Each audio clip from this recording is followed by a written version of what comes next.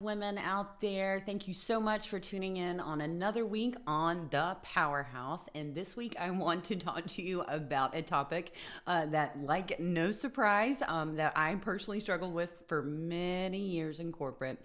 And that is to get my employees to stop fucking asking me and just start presenting solutions. So I like to call this just fucking Google it already. So I want to ask each of you out there watching or listening today, how many times has an employee of yours throughout your career came to you and asked you what you thought was just a really stupid question? Like you're in your mind, you're like, oh my gosh, have I hired like the most incompetent people on this planet? Like, duh, like it's just so easy, right? Like, how can they not know this? And while I'm not saying that the chances are you may have actually hired someone, the wrong talent in the wrong position, one thing that I discovered throughout my corporate career is that I was actually the problem. So I want to show you today 3 steps of commanding, demanding, and landing your power on what you can do to have your employees to start actually presenting you solutions. This is how you're going to be able to take control of your calendar, to set and hold boundaries, to have a team that's absolutely crushing it, to have a method to, I don't know, you can actually take a vacation and have your team run itself and not come back to a shit show or your 5,000 emails that you must go through each and every one. Because if you have a team in place today as the powerful, badass executive that you are, and they are not producing at the top of their game, my friend, I'm sorry, that is on you. So the very first step is commanding our power, and that is our mindset. So I remember really struggling with this whenever I was brought into an organization that was an absolute mess. This organization had been operating in startup mode for years, even though that they were a huge global organization. And I remember just coming in and having to hit the ground running so fast, producing and phenomenal results and just a fucking mountain of work. And I realized very quickly that this was going to be really challenging to pull off. And I wasn't sure that I could do it with the team that I had in place. So what I discovered through actually a coach that called me out on this, that I had that at the time, I remember bitching to her and being like, oh my God, I'm surrounded by incompetent people. I need to fire the entire team and just start over. And there were times in my career that I did just that. But I remember that day, her telling me, Brittany, you are the problem. And I was immediately pretty pissed off, to be honest. I'm like, what the fuck do you mean I'm the problem? I'm not the problem. I know how to do this. I know how to go in here and absolutely crush it. These people are just fucking stupid. Like that was in the heat of the moment, the emotional reaction that I had. And then she started to really force me to sit and think about this whole concept. And the way that she did that is she asked me, Brittany, go back and recall any time throughout your life, personally and professionally, how many people have you truly interacted with that you felt like you didn't need to explain the who, what, when, where, and why behind any decision? It doesn't matter if it was a small decision in the personal life, a huge decision, no matter it was, just try to recall one person in your life that you felt like you did not have to ad nauseum explain something to. And I really sat in that. I forced myself to open my mind, get rid of my judgment, quit being in the asshole that I was being. And I discovered legitimately one person in my entire life. And so then that caused me to doubt myself even more. Like, oh my God, well, if it's just one person, like I'm the common denominator. And instead of forcing me to really erase that from my mind, she said, absolutely, you are the common denominator. And then she explained to me why. And it was even in that moment that it felt even more uncomfortable and even cringeworthy. She told me these words verbatim. She said, Brittany, you are fucking brilliant and you don't even know it. And I thought about that, and I never really considered myself brilliant. right? That's just who I was. Like, I could always see how all these people in my life I thought that were smarter than me, that I could, aspire to be. I never thought I was exceptionally brilliant. And the more that I sat in that, and the more that I understood that maybe that is the case, that is when everything really opened up. And I did this through many ways of just understanding how quickly my brain worked. So, what made me very unique and what makes me very resilient is that when presented with problems, I immediately know a solution and I don't even know why. And I certainly don't understand all of the steps to get there. I just know this is the end result. Of course, this is what we need to do. And I make those decisions on autopilot.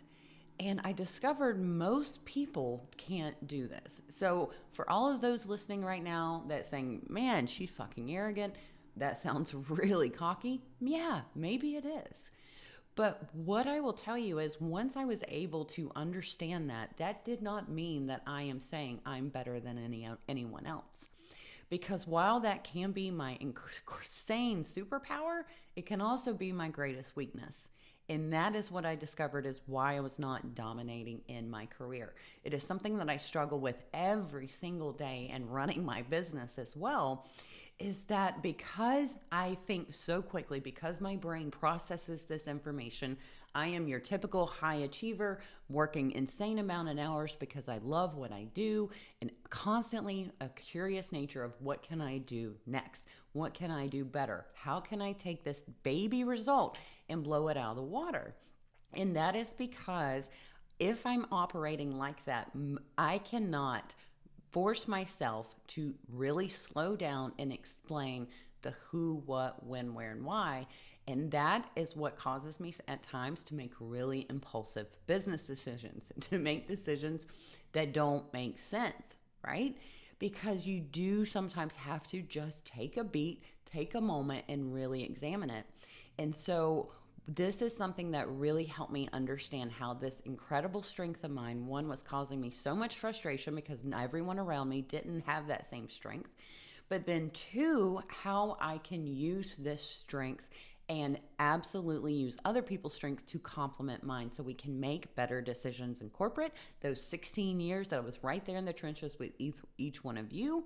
For those of you that are building businesses, this is what has been monumental to the baby success that I've had so far as a very new entrepreneur, and I know will serve me well throughout my path of continuing to build this business. And that is everyone else that's around me that can't think like that's not their MO. That is what allows me to have that check and balance that I truly need. So wrap your mind around the fact that chances are you're unique. Chances are you're pretty fucking brilliant. Chances are you have something that no one around you has. And that is okay. And there's nothing arrogant or cocky about that. Embrace it, accept it. And then once you do that, what you want to do is, thus as women, is you want people to start owning their superpower in the exact same way. And this is where I get to my whole idea of demanding our power, which is the how-to of just fucking Google it already. So another dark side to the strength that we have is 9 times out of 10, the people that you are surrounded by in your personal and professional life likely come to you a lot for your advice. And the reason that they do that is they actually see how brilliant you are. You know what took us forever, for years, and to really understand and wrap our minds around, yeah, I'm pretty damn good at what I do. A lot of people come to us because we know the answers, because we can give them in just a knee-jerk reaction. Yes, do this, this, and this. This is how you get XYZ result. The challenge with that is, one, us as women, we really want to help. We really want to serve. We really want to give back. And while there be nothing wrong with that, what it is if you overutilize that, right? That very quick way to give somebody what they need and allow them to move on is you don't teach them to think for themselves. So I'm guessing that if you're listening or you're watching this footage, is that most of your employees probably come to you on a daily basis on how to do something. how to pull something off, and you're likely giving them that quick answer, right? It feels good, you can help somebody, they get what they need, they move on. And there is a very high short-term ROI on that behavior, but it will absolutely cripple you long term, okay? It will make sure that there is no way in hell that you can take on new initiatives at work. This is what will ensure you cannot go on vacation for any length of time without getting constant calls, constant text messages on how to do something. So what I want to challenge each of you to do is this actual how-to. You've commanded your power. You're one brilliant badass. You know that, but then you're also very self-aware of the weakness and why this has caused you to not dominate in your career. Is then I want you to start going back to the basics with your employees. So any of us that have been involved in any type of adult learning theory, you know that how we learn is by watching, doing, and then teaching. So the very next time someone comes to you, an employee on your team comes to you with a question, and your immediate gut reaction is, what a fucking idiot, right? We're working on that with commanding our power, right? But I want you to, instead of giving them the Cliff Notes answer, I want you to ask them, what do you think the answer is? And when they say, I don't know, you legitimately have them watch you. If you're online, share your screen. If you're in person, open your phone. Legitimately Google the fucking answer. This seems so trivial. It seems so stupid, but I promise you, this is game changing. Because think of anything in your life that you didn't know how to do. Chances are you didn't ask anyone. You went and figured that shit out yourself, and you did that through research. And the beauty of living and working in this day and age of the technology that we have is any answer that you want is literally one Google search away, right? Type in, right? How do we accomplish XYZ KPI, right? What is the best marketing trend right now that's resonating amongst XYZ followers, right? No matter what it is, I promise you, if you Google it, it will be the breadcrumbs that you need to actually pull it off. And your employees need to, one, watch you do this, okay? Absolutely watch you do just that and how you formulate your answers. Then after you start doing this, the next thing that you need to do is then when they ask you again, then you say, hey, I want you to use that same strategy that we used last time when you saw me Google this shit and actually form a hypothesis to throw a dart. I want you to do the same. So then you actually allow them to drive. So if you're online, you ask them to share their screen on Zoom, and you actually talk them through driving how to get to that answer. So if they're typing into the search bar how to do XYZ and the first 3-4 articles don't return the answer, then you ask them, well, what else can we Google to get a more definitive answer? And you have them type it in. And you continue this over and over and over. And then in time, what you do when they inevitably come back, because change, transformation takes time. It's hard. We like to fall back on the easy, the get, the answer quick. And when they come back, then you say, hey, we're going to pretend today that I'm actually asking you the same question you asked me, and I want you to teach me how I can get this answer myself, right?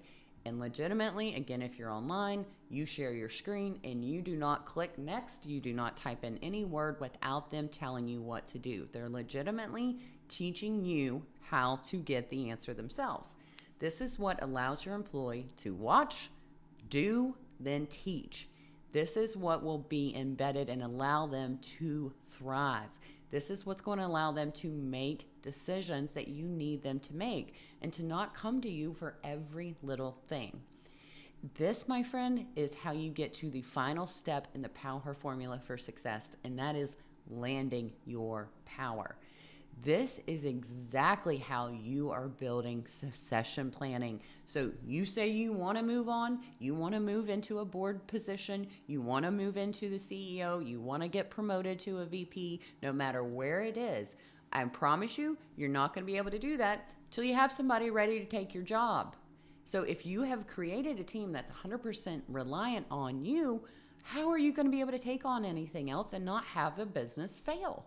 You cannot.